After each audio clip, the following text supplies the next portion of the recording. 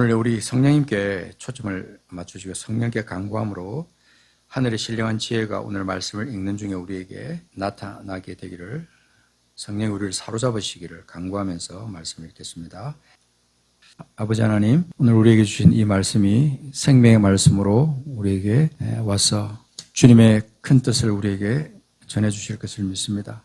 우리가 마음을 열고 이 말씀을 받기를 원합니다. 성령님, 이 시간 우리의 생각을 사로잡으셔서 풀지 못한 그런 많은 것들이 우리 속에 있을 때 하나님의 은혜로, 주님의 지혜로 우리가 그것을 하나씩 하나씩 깨달아가는 그 즐거움이 우리에게 있음을 성령이여 깨닫게 하소서, 도우소서, 진리의 영으로 우리에게 임하소서. 감사하며 예수 그리스도 이름으로 기도합니다. 아멘, 아멘. 요한복음 13장에 가서 31절에 보면 이렇게 말합니다. 그가 나간 후에 예수께서 이르시되 지금 인자가 영광을 받았고 하나님도 인자로 말미암아 영광을 받으셨도다. 만일 하나님이 그로 말미암아 영광을 받으셨으면 하나님도 자기로 말미암아 그에게 영광을 주시리니 곧 주시리라.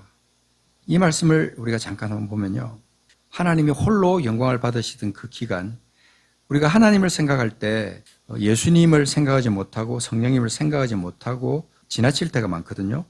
그런데 우리는 항상 하나님을 생각할 때는 예수 그리스도와 성령님을 동시에 생각해야 됩니다. 그래서 여기 보면 지금 인자가 영광을 받았고 하나님도 인자로 말미암아 영광을 받으셨도다. 하나님이 그로 말미암아, 그 인자로 말미암아 영광을 받으셨으면 하나님도 자기로 말미암아 그에게 영광을 주시리니 곧 주시리라 말씀하시죠. 하나님께서 영광을 받으시는 그것과 또 아들이 영광을 받으시는 그것이 연결이 되어 있다는 것을 우리는 알 수가 있습니다. 그래서 오셔서 우리에게 은혜를 베푸시는 것은, 하나님이 우리에게 은혜를 베푸시는 것과는 차원이 조금 다르지만 하나님이 우리에게 말씀하시고 일하시고 우리를 깨우시고 하는 모든 것들이 예수께서 오셔서 우리에게 하신 그것과 같은 거예요. 사실은 살아계신 하나님의 역사가 예수 그리스도를 통해서 우리에게 나타났죠. 그런데 자, 요한복음 15장 가서 보시면 26절에 이렇게 말합니다. 내가 아버지께로부터 너희에게 보낼 보혜사 곧 아버지께로부터 나오시는 진리의 성령이 오실 때에 그가 나를 증언하실 것이요 너희도 처음부터 나와 함께 있었으므로 증언한다.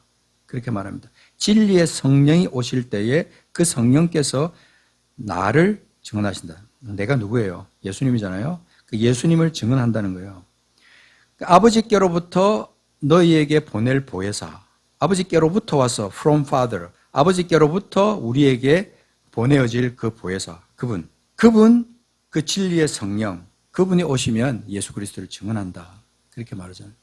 하나님의 역사와 예수 그리스도의 역사와 성령의 역사가 우리가 함께 동일하게 쭉 연결되는 것을 볼 수가 있어요. 신앙생활하면서 하나님, 예수님, 성령님 이 세 분을 그냥 어떤 한 분에 치우쳐서 그분을 깊숙이 묵상하고 그분을 경배하고 하는 그런 경향이 우리 속에 있습니다. 절대적인 우리 하나님, 살아계신 우리 하나님, 창조주 하나님, 전지전능하신 하나님, 우주의 근원이 되시는 그 하나님을 우리가 믿는데 그분이 온 우주를 통치하시면서 그분과 함께 사귀고 싶어 하신 한 존재가 바로 우리 인간이라 이 말입니다. 우리 인간. 이것 때문에 굉장히 많은 사람들이 의구심을 가지고 하나님이 우주 안에 인간하고 비슷한 존재를 만들어가지고 우리만 사랑하는 게 아니고 또 다른 외계인을 하나님이 사랑하셨을 것이다. 이런 식으로 해석을 해나가는 사람들이 있습니다. 상상의 나래를 펴가지고 그렇게 말하는 사람이 있지만 우리는 그거 신경 쓸 게 아니에요. 설령 만약에 그들이 생각하는 대로 그렇다 치더라도 우리가 초점을 맞춰야 될 것은 나와 하나님, 우리와 하나님, 그 하나님 사이에 어떤 관계가 형성되어 있느냐, 이걸 우리가 늘 생각해야 되는 거예요.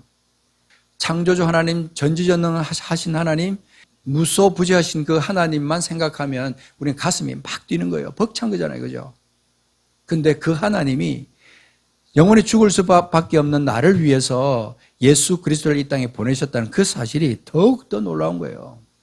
그것은 그 하나님이 나를 그만큼 사랑하신다는 뜻이에요. 그 하나님 나를 지극히 사랑하셔서 그 예수님을 보내신 거예요.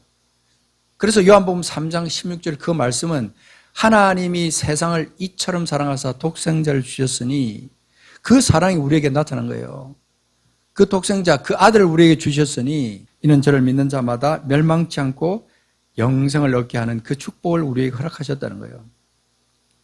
그런데 우리를 얼마나 사랑하셨던지 그 보혜사, 또 다른 보혜사를 우리에게 보내신 거예요. 그죠? 그 보혜사를 보내셔서 아버지께서 우리에게 주셨던 그거, 또 예수께서 우리에게 주셨던 그거를 그대로 연결해서 우리가 경험하고 하나님께 영광 돌리도록 그렇게 하신 거예요. 14장, 요한복음 14장 26절에 보면 보혜사 곧 아버지께서 내 이름으로 보내실 성령, 그가 너희에게 모든 것을 가르치고 내가 너희에게 말한 모든 것을 생각나게 하리라. 그러면서 27절에 평안을 너희에게 끼치노니 그랬어요. 어떤 사람은 이건 뭐 연결되는 말씀은 아니다 이렇게 말하는 사람도 있는데, 저는 이 말씀을 쭉 소리내서 읽다 보니까 이게 연결된다. 성령이 우리에게 주시는 큰 어떤 은혜 중에 하나가 뭐냐면 우리에게 평안을 주시는 거예요. 평안을 너희에게 끼치노니 곧 나의 평안을 너희에게 주노라. 성령이 우리에게 임하게 되면요, 우리 속에 근심이 없어집니다. 기쁨이 생겨요. 평안이 우리 속에 생겨요. 그래서 아버지께서 우리에게 주시는 그 평안과 예수께서 자기의 육신을 우리에게 내주심으로 주신 그 사랑을 통한 그 평안과 성령이 우리에게 말할 수 없는 탄식함으로 아버지께 기도하면서 우리에게 늘 함께 계시면서 우리에게 숨쉼으로 우리에게 주시는 성령의 평안함, 성령께서 우리에게 주시는 그 평안함, 그 평안이 우리에게 말할 수 없이 소중하다는 거죠. 그런데 오늘 우리가 묵상하고 싶은 것은 이거예요. 누가복음 11장에 있는 말씀과 마태복음 7장에 있는 말씀이 아주 비슷해요. 구하라 그러면 너희에게 주실 것이요, 찾으라 그러면 너희가 찾게 될 것이고, 문을 두드리라 그러면 너희에게 그 문이 열리게 된다 하는 그 말씀은 아주 똑같습니다. 그런데 나가다가 마태복음 7장부터 먼저 보면 7장 7절부터 쭉 하면 구하는 자에게 좋은 것으로 주시지 않겠느냐, 이 말까지도 흡사합니다. 그런데 중요한 것은 이 7장 12절에서는 그러므로 무엇이든지 남에게 대접을 받고자 하는 대로 너희도 남을 대접하라, 이것이 율법의 선지자니라, 이렇게 연결이 되는 거예요. 어떤 사람은 이것이 연결되지 않는다 그렇게 말하는데, 그렇다면 그러므로라는 이 접속사가 나오지 않아요. 그래서 앞에 있는 말씀이 그 말씀과 연결이 되는 겁니다. 왜 생뚱맞게 엉뚱하게 왜 무엇이든지 남에게 대접을 받고자 하는 대로 너희도 남을 대접하라, 이런 말씀을 예수님이 하셨느냐, 요거 관점을 하나 놓고, 자, 누가복음 11장으로 넘어가서 보겠습니다. 자, 요것도 11장 9절부터 보겠습니다.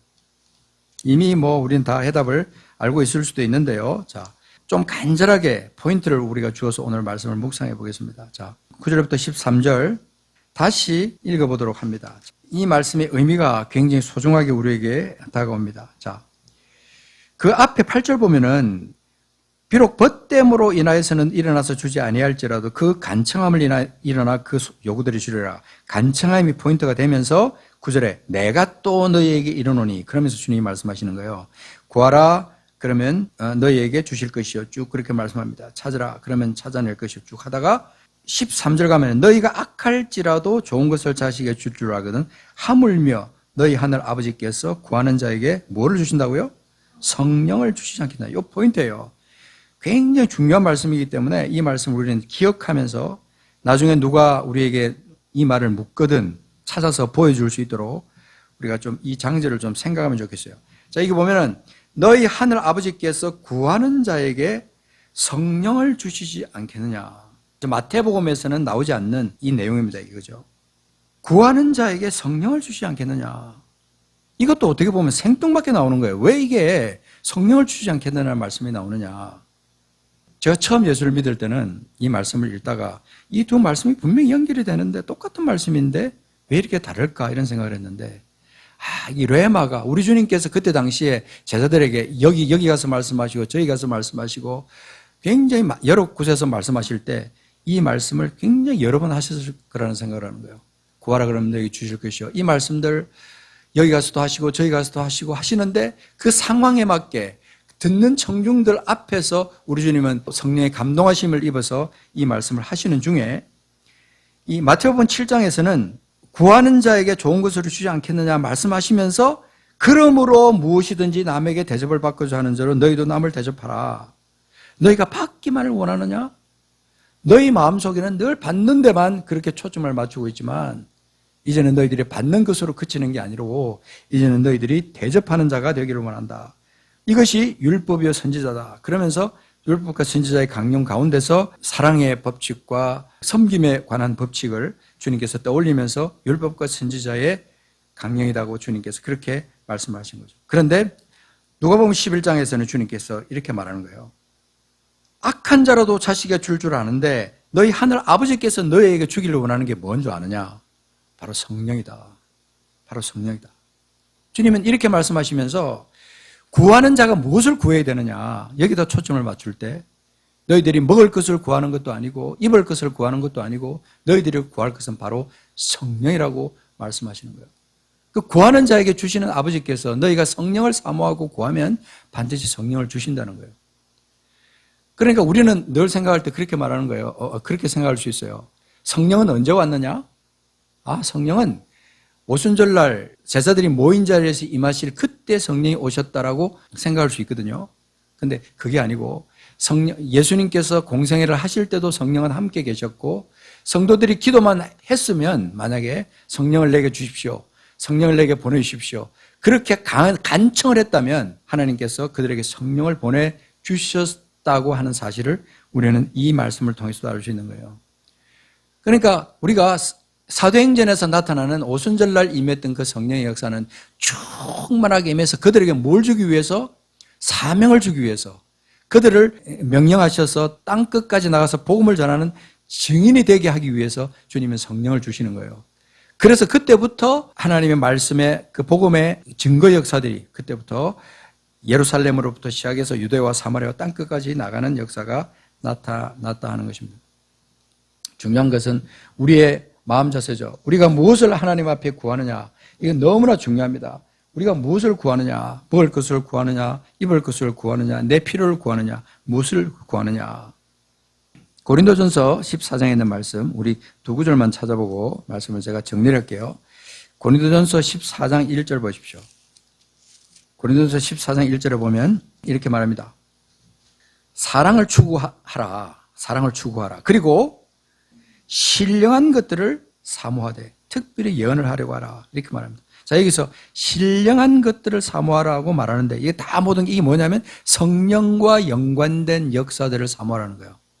성령과 연관된 성령이 우리 안에 일으키시는 그 많은 일들, 그 역사들을 사모하라. 이런 뜻이에요. 사랑을 추구하면서 동시에 신령한 것들을 사모하는 사람은요, 이 성령을 구할 수밖에 없는 거예요. 성령님 내 마음에 오십시오. 내 안에서 일하십시오. 내 생각을 사로잡으십시오. 내 모든 더럽고 추한 것들을 아버지 성령이여 물리쳐 주시고 내가 거룩한 사람이 되게 해 주십시오. 성령께 간구하며 성령을 마치 나의 동행자처럼 생각하는 거죠. 늘 성령이 나와 함께 계시니까 그분을 의식하면서 그분께 간구하는 거죠. 운전을 할 때나 집안일을 할 때나 직장에서 일을 하거나 무엇을 하든지 심지어는 걸어갈 때나 운동을 할 때나 뭘 하든지 간에 우리가 이 성령을 사모하면서 성령께 간구하는 심정으로 그분께 나가는 거죠. 굉장히 중요한 우리 성도들의 생활 패턴이에요. 또 한 가지는 요한복음 7장 말씀 잠깐 보겠습니다. 자, 7장 37절부터 보면 여기도 중요한 말씀이 있습니다. 자, 명절 끝날 곧 큰 날에 예수께서 서서 외쳐 이르시되 누구든지 목마르거든 내게로 와서 마시라.